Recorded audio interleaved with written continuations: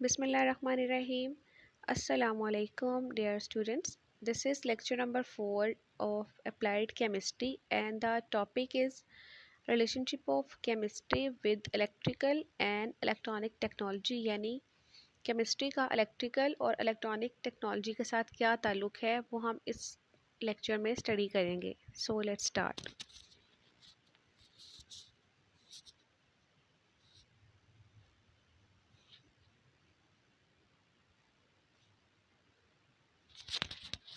Electrical technology जो होती है वो इलेक्ट्रिफिकेशंस के साथ डील करती है, और इसमें जो भी इंस्ट्रूमेंट यूज़ होते हैं, यानी इलेक्ट्रिकल टेक्नोलॉजी में जितने भी इंस्ट्रूमेंट्स हम यूज़ करते हैं उन सब के बारे में हम इसमें स्टडी करते हैं इलेक्ट्रिकल टेक्नोलॉजी में.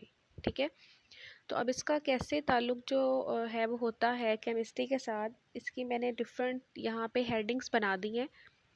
तो आप इसे हेडिंग्स के साथ कर लें तो वो ज़्यादा बेटर है, बट आप इसे अगर डिफरेंट वे से करना चाहते हैं तो it's up to you.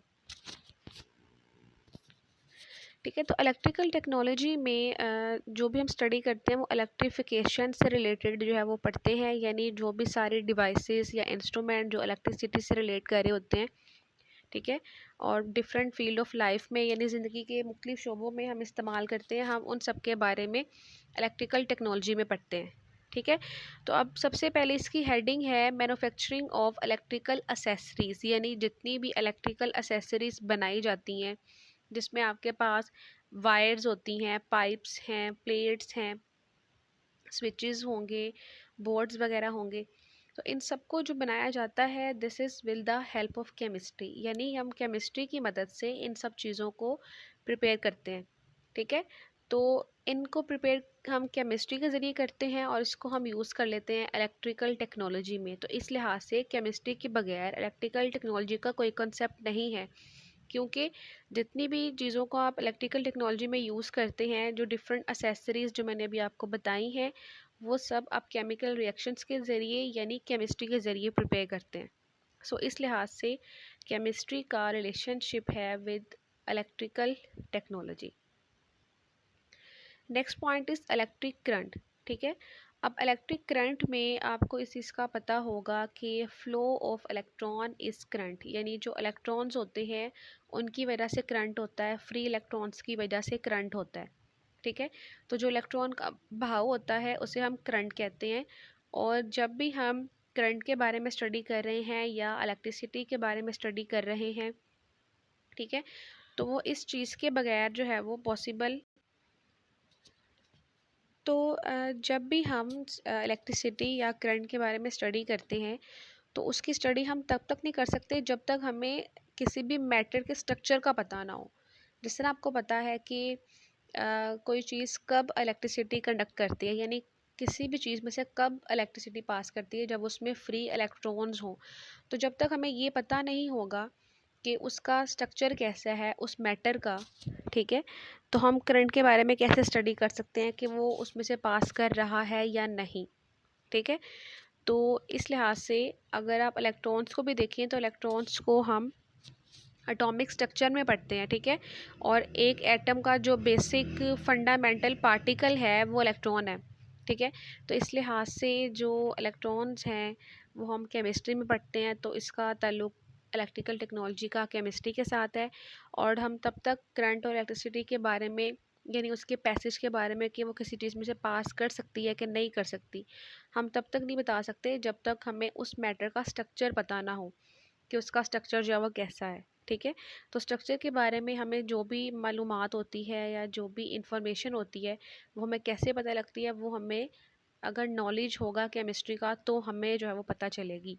So without chemistry it is not possible to study about the electrical technology. ठीक है,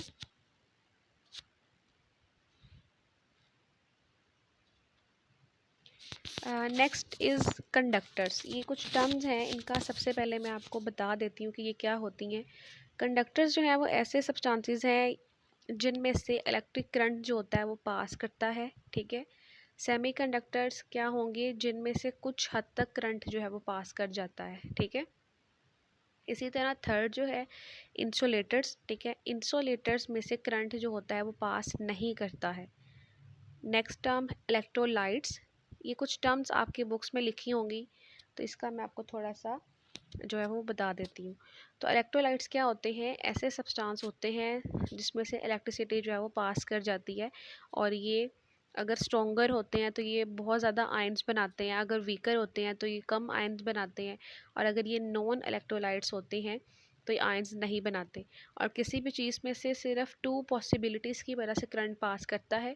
एक तो ये कि उनमें फ्री इलेक्ट्रॉन्स जो हैं वो प्रेजेंट हों, और दूसरा ये होता है कि उनमें आयंस प्रेजेंट हो। ठीक है, तो कंडक्टर, सेमीकंडक्टर्स और insulator show the conduction because of free electrons. अगर फ्री इलेक्ट्रॉन्स हैं तो वो करंट को पास करते हैं, अगर नहीं है तो वो पास नहीं करते, और अगर कुछ हद तक वो कंडक्टिविटी शो कर रहे हैं तो उन्हें हम सेमीकंडक्टर्स कहते हैं। ठीक है, इसी तरह इलेक्ट्रोलाइट्स, नॉन इलेक्ट्रोलाइट्स होते हैं। इलेक्ट्रोलाइट्स जो कनेक्टिविटी जिनमें से हो जाती है, करंट पास कर जाता है, और वो क्यों करेगा, because of presence of ion. अगर इनमें आयंस होंगे तो करंट पास करेगा, अगर आयंस नहीं बने हैं तो इट्स मीन उसमें से करंट जो है वो पास नहीं करता।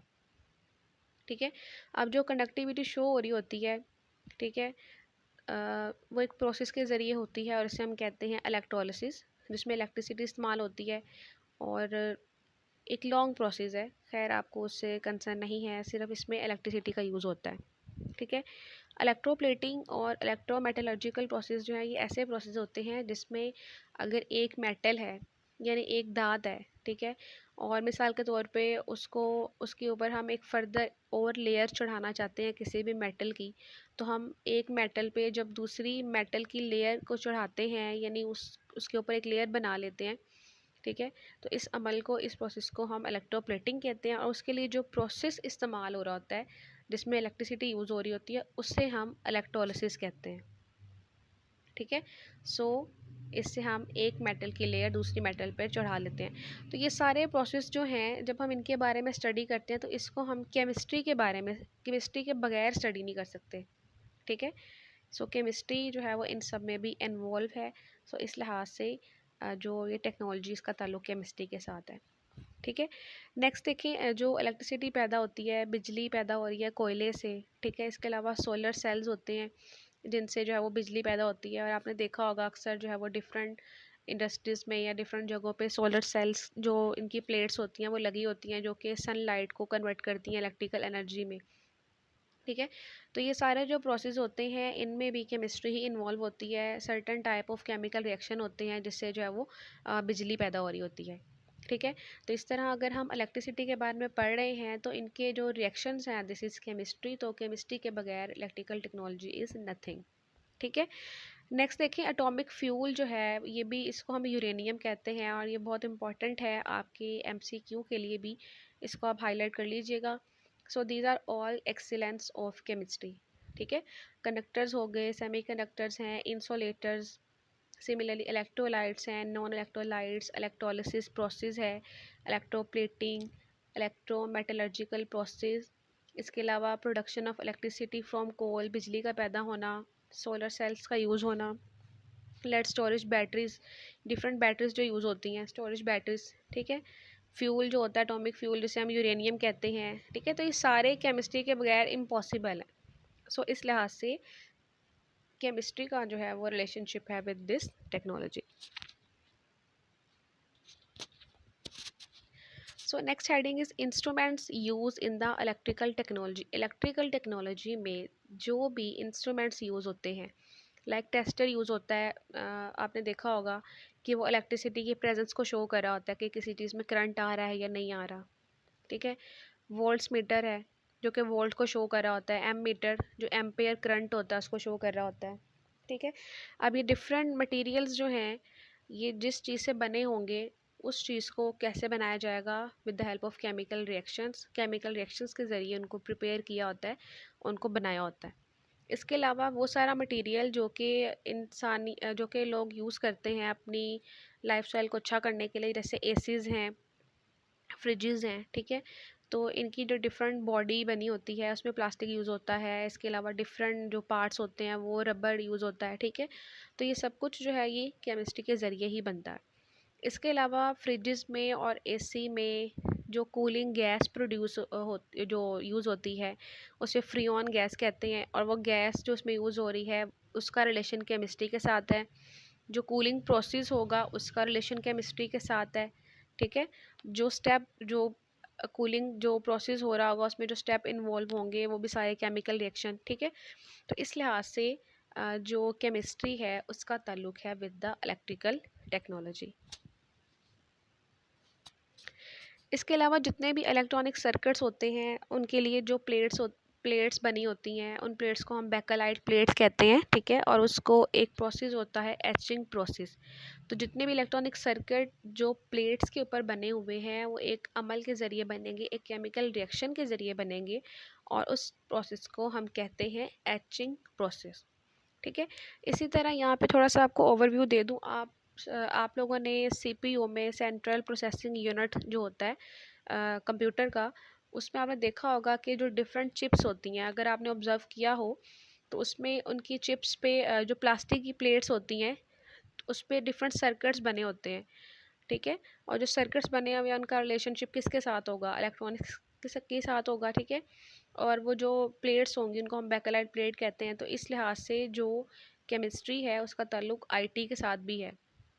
ठीक है, इंफॉर्मेशन टेक्नोलॉजी में भी, कि अगर आप वैसे सिंपल कंप्यूटर्स को देख लें तो उनमें प्लास्टिक की बॉडी होगी, इसके अलावा ग्लास यूज़ हुआ है। ठीक है, इसके अलावा बेकलाइट प्लेट्स यूज़ हुई हैं। तो सब कुछ वो प्लास्टिक है, वेदर डैट इज़ ग्लास, तो सब कुछ जो है वो केमिकल रिएक्शंस के ज़रिए ही बना होगा, सिंथेसाइज हुआ होगा। ठीक है, तो इस लिहाज से केमिस्ट्री का रिलेशनशिप है विद द इलेक्ट्रॉनिक। ठीक है, और आईटी में भी इसी तरह डिफरेंट जो इलेक्ट्रॉनिक डिवाइसेस हैं जिसमें आपके पास डिफरेंट वैरायटी आ जाती है, रेडियो है, टीवी है, वीसीआर, डीवीडी, सेलुलर फ़ोन्स हैं, इसके अलावा भी बहुत सी होंगी।